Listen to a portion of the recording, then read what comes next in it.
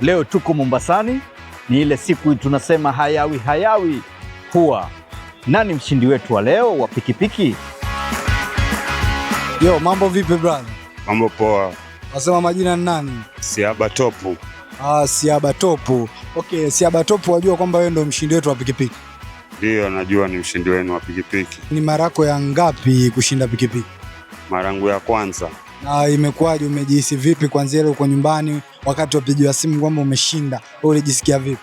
Toka siku ya kwanza nilipopigiwa simu, nilijihisi tu na furaha.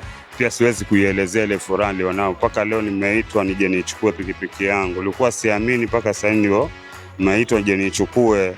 Naam, na ulikuwa umeshiriki mchezo gani pale kwenye Playmaster? Pale mimi kwenye Playmaster nashiriki michezo ya slot. Naam, na nani ambaye alikuelezea ama ulijuaje Playmaster? Mimi mwenyewe niliona watu wakicheza makasino. Sawa, naweza mshauri nini yule ambaye ashiriki katika Playmaster? Na mshauri ashiriki katika Playmaster. Playmaster ni ukweli, kula kitu ni kweli. Playmaster, win big, win easy. Congratulations. Congrats. And to you there, hakikisha usiwe mwani kwa kuwekelea school fees, rent, ama pesa yako ya kuwekeza.